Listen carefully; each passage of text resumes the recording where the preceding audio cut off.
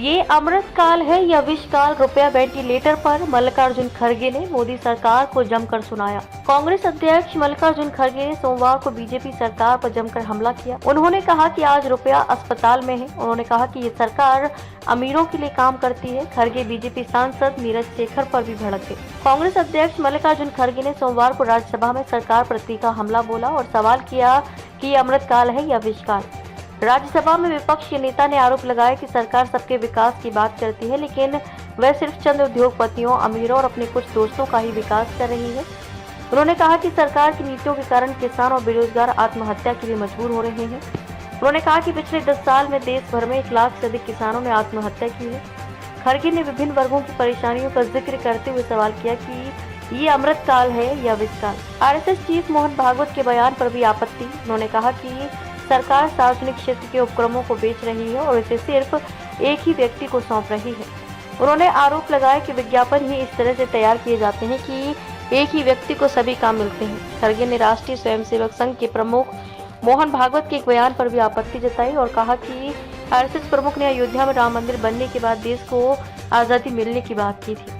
बाद में केंद्रीय मंत्री पीयूष गोयल ने खड़गे के विभिन्न दावों का प्रतिकार करते हुए उन्हें असत्य बताया और कहा कि खड़गे ने अपने संबोधन में एनसीआरबी राष्ट्रीय अपराध रिकॉर्ड ब्यूरो के आंकड़ों का हवाला दिया है, लेकिन उनकी पार्टी के 10 साल के कार्यकाल में 57% अधिक किसानों ने आत्महत्या की थी।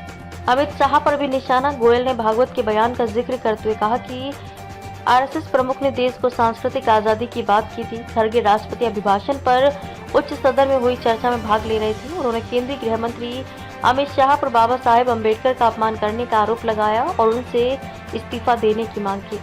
खड़गे ने आरोप लगाया कि गृह मंत्री ने इसी सदन में बाबा साहेब का अपमान किया और उन्हें इसके लिए माफी मांगनी चाहिए और अपने पद से इस्तीफा दे देना चाहिए।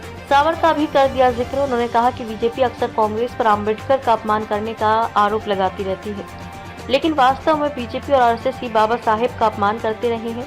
उन्होंने अम्बेडकर द्वारा लिखे गए एक पत्र का हवाला देते हुए कहा, बाबा साहब ने 1952 में अपने एक मित्र को पत्र लिखा था जिसमें उन्होंने कहा था कि वास्तव में डांगे और सावरकर ने चुनाव में उन्हें हराने के लिए साजिश रची थी।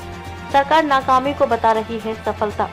उन्होंने कहा कि राष्ट्रपति अभिभाषण में कुछ भी नया नहीं है और पानी पर लकीर खींचने का प्रयास किया गया है। उन्होंने कहा कि सरकार अपनी नाकामी को भी सफलता बता रही है। उन्होंने कहा कि सरकार ने जो वादे किए थे खोखले निकले। इस क्रम में उन्होंने प्रधानमंत्री नरेंद्र मोदी के 10 वादों का जिक्र किया और उन्हें जुमला करार। उन्होंने कहा कि प्रधानमंत्री मोदी ने विदेश से काला धन लाने, सभी को 15 लाख रुपए मिलने, हर साल 2 करोड़ लोगों को नौकरियां देने, गंगा नदी को पूर्ण रूप से साफ करने, 2022 तक किसानों की आय दोगुनी करने, नोटबंदी के बाद 50 दिन बाद चीजें सामान्य होने का वादा किया था, लेकिन वे सिर्फ जुमले साबित हुए। मोदी सरकार में रुपया वेंटिलेटर पर। खड़गे ने कहा कि जब मनमोहन सिंह प्रधानमंत्री थे तब बीजेपी के नेताओं ने उन्हें बार बार अपमानित किया, लेकिन मनमोहन सिंह ने मौन रहकर देश के लिए काम किया। कांग्रेस अध्यक्ष ने कहा कि उस समय मोदी गुजरात के मुख्यमंत्री थे और उन्होंने रुपए की गिरती कीमत पर तंज किया था कि रुपया अस्पताल में है। खड़गे ने कहा कि उस समय रुपए की कीमत प्रति डॉलर 60 रुपया थी और मोदी सरकार में रुपया वेंटिलेटर पर है क्योंकि इसकी कीमत घटकर 87 रुपये रह गई है। उन्होंने कहा कि मनमोहन सिंह के कार्यकाल में जीडीपी विकास दर 7.8% थी, जो गिरकर मात्र 5.8% रह गई है।